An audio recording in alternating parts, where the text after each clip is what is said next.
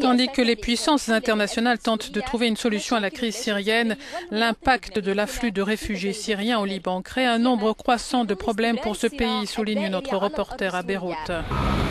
Beyrouth, où certains de ces réfugiés syriens mendient dans les rues.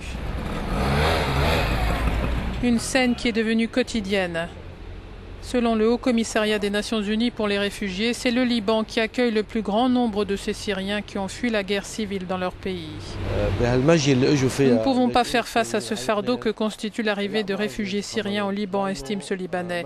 Personne ne s'occupe d'eux. Que fait le gouvernement? Pourquoi le gouvernement ne leur crée pas des camps?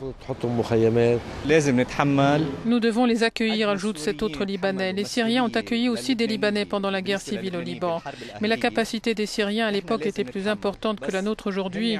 Le Liban est un petit pays et malheureusement le gouvernement ne fait rien pour résoudre ce problème. Il ne fait que mendier de l'argent aux pays étrangers.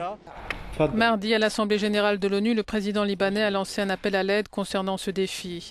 Le parlementaire et ancien Premier ministre libanais Najib Mikati souligne que le Liban respectera ses devoirs à l'égard du peuple syrien. Le gouvernement libanais contrôle la situation des réfugiés pour faire en sorte que leur nombre n'augmente pas à travers plusieurs mesures comme en intensifiant les contrôles à la frontière, ajoute-t-il. Nous n'allons pas attribuer le statut de réfugié aux Syriens qui n'en remplissent pas les conditions.